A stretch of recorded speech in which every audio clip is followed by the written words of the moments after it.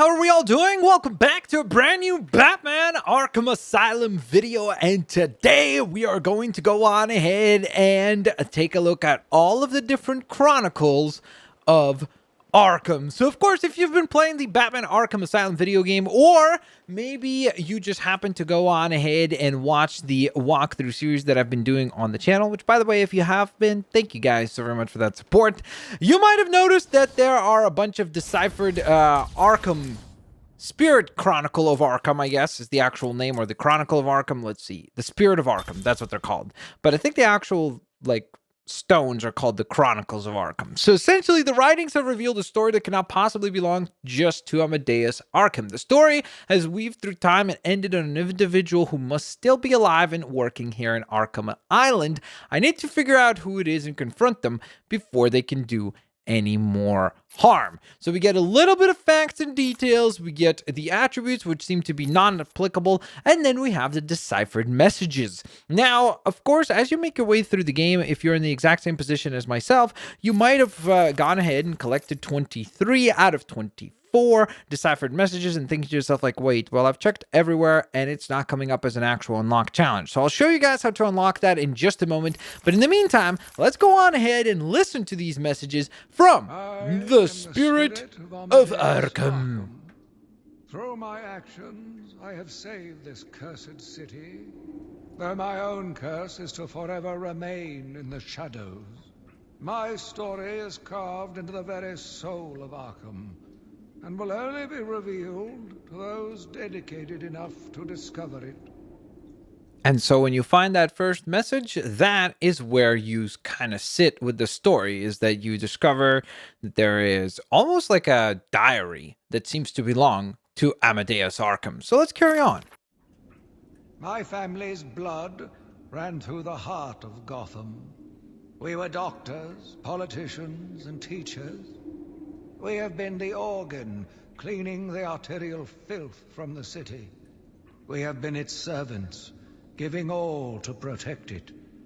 And still it has chosen to hurt us. As Gotham's veins slowly filled with pain and suffering, the effects were felt everywhere. My father fell first, infected by some foul disease. My mother lived on, but only in a dream. I returned to the family home to care for her, where she remained in her bed for as long as her body continued to breathe. Her tears kept me awake at night. And on that positive note, let's move on to the deciphered message number 4. My journey lasted little over a month. Visiting academics in both Metropolis and Keystone, I was exposed to a wealth of new ideas. I began my day returning home in good spirits, eager to see my wife and family. I ended it kneeling in their blood, broken fragments of my life, pouring through dripping red fingers. Okay.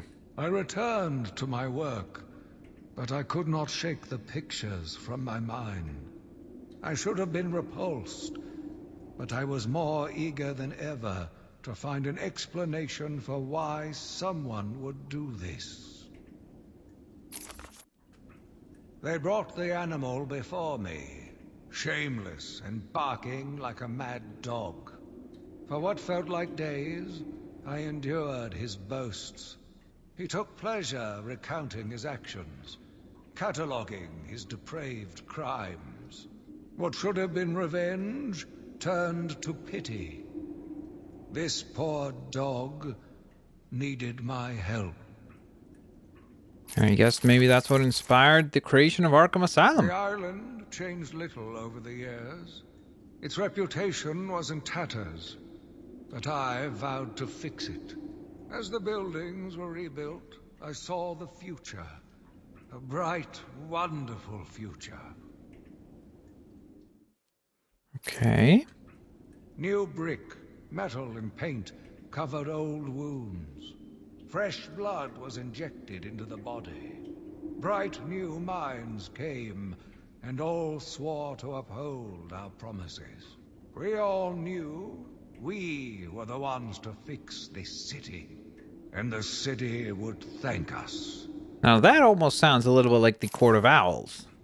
My family's killer stood in front of me. Years of therapy have deemed him sane. I was proud to see him walk free. In exchange for his liberty, the state required only a signature. He talked about wanting to walk in a park, how he longed to feel fresh air on his face. And then he took my father's fountain pen and killed my secretary. As he was subdued, he Well, that was a screamed bit of a out, twist. pleading for forgiveness, for pity. But I had none.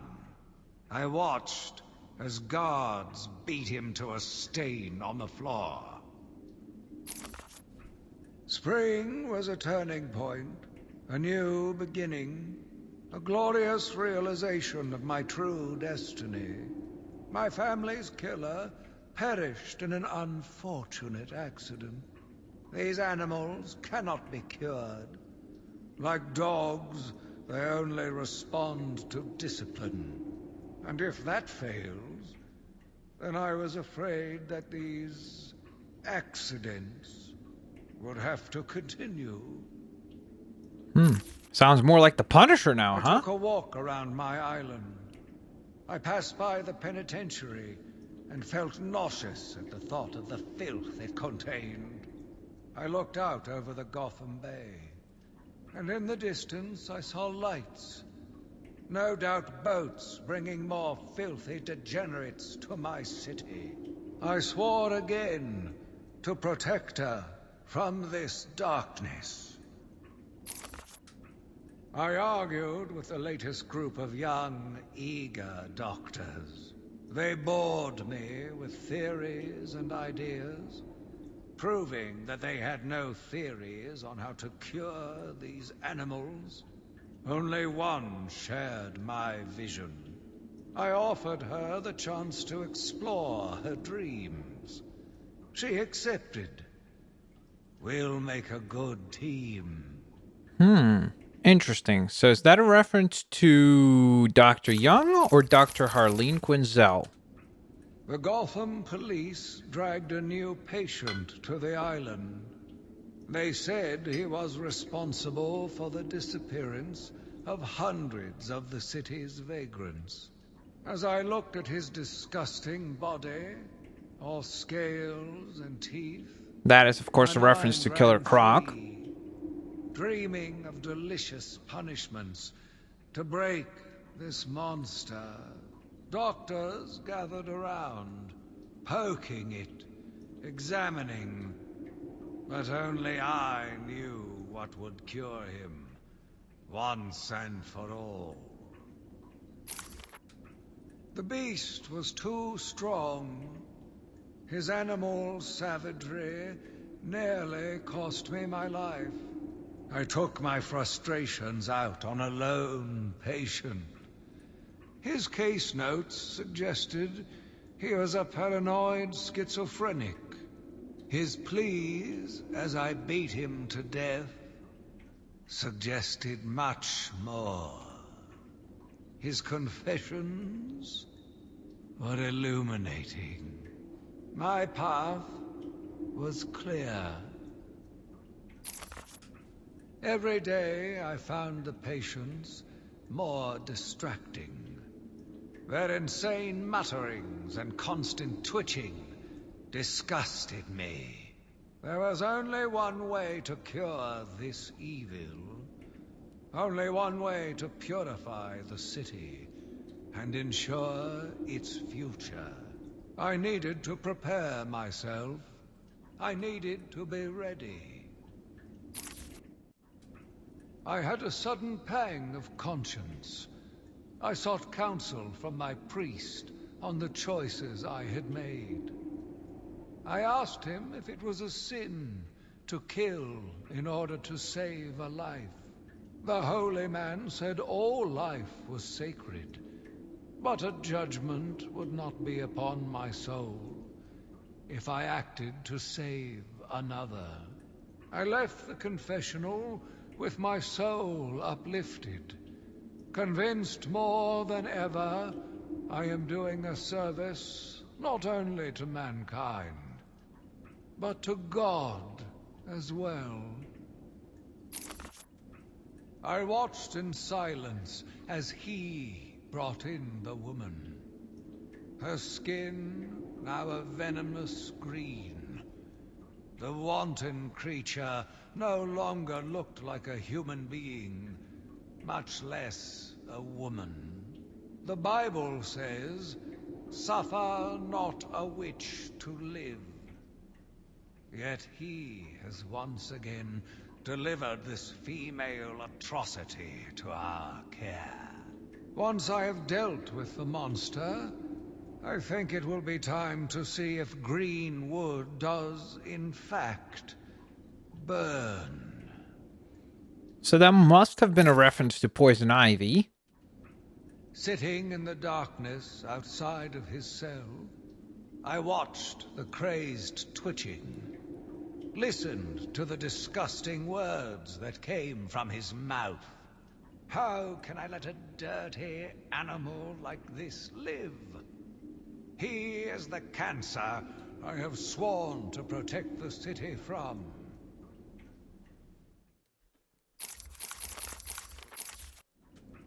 Curse me for a fool! How could I not see it until now? The monster had a confederate. I hid in the darkness near his cell, and saw with my own eyes one of the doctors whispering to him. She looked at him through the transparent barrier with tenderness, with, dare I say, desire.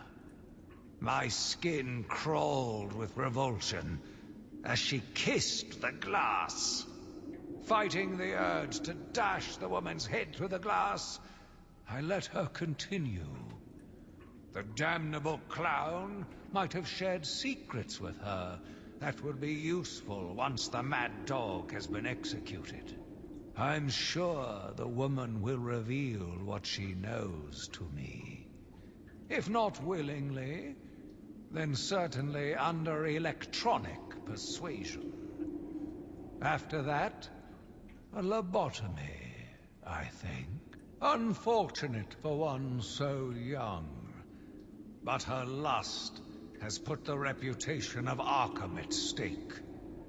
Yes, a lobotomy. The very thing. There is no other way to ensure her silence in this regrettable matter. Yet again, I found myself watching him. No one can provide a cure. He laughs in the face of those who try. Amadeus would not have let him live. And neither should I. One last sip of cognac, and I was ready. He watched as I entered the cell. He smiled as I showed him the knife. I told him how I will use it, how I will cleanse this city. And then, terror. I was paralyzed. I struggled.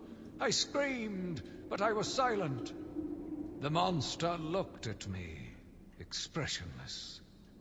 He ran my blade slowly across my forehead.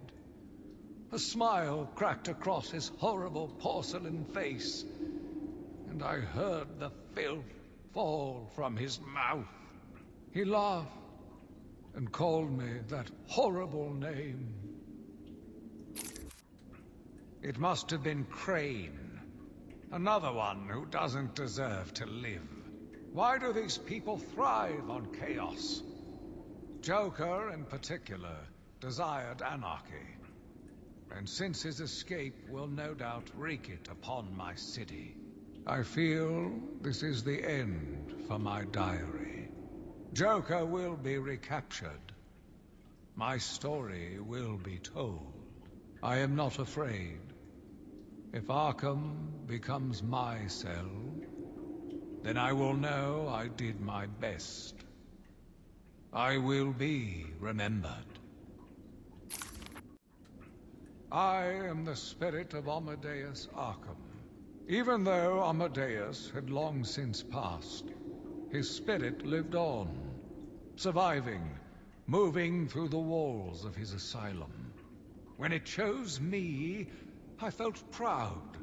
I was honored to continue his work, to cleanse this city. If you are strong-willed enough to follow my tales, you are strong-minded enough to deduce my identity. Come and find me, friend. Together, we will save Gotham. And so it is at that point that you have collected 23 out of 24 of the Chronicles of Arkham. And now we are after that last elusive Chronicle of Arkham. And where should we find it if it is not in the penitentiary of Arkham? So there's the Arkham Asylum Penitentiary. As you enter, you are going to make your way over to a place where prior you had rescued a certain someone. A certain someone who dresses very sharply. Is that two in the nose? Yeah. Well, let's just be honest. You're headed to where Quincy Sharp is located. So that is exactly where we are off to, is to head right back to the place where we had rescued Quincy Sharp. Because, of course, as you listen to the tapes, it becomes quite clear that it is Quincy Sharp is the one that you are supposed to locate, and he, I guess, took over from Amadeus Arkham and continued, I guess, the Chronicles of Arkham. So it is interesting that it almost seems like it's two different characters. And the last time that we had met Quincy Sharp, he was actually up here. Oh, there's Commissioner Gordon, but obviously that's not Commissioner Gordon because that's actually Clayface. And would you look at that? Now there is a Chronicle of Arkham that is left. Quincy Sharp, the spirit of Amadeus Arkham. You have done well to decipher my story, and I pray it has helped you on your path. I trust that through my writings you will do what is right. Please, I implore you, continue my work. This city deserves a savior. Continue my work. And there we go. So you decipher that it is Mr. Quincy Sharp who has been putting together the messages, and there you go, guys. That is 24 Chronicles of Arkham, all unlocked, all deciphered. Hopefully you guys enjoyed the video. If you did, please don't forget to hit the thumbs up button. Check out all the other 100% completion walkthrough videos that we've been doing for the Batman Arkham Asylum video games, including the character bios, including the interview tapes, and of course, including the actual walkthrough. Thanks all for watching, and stay tuned to the channel for some more Batman Arkham content.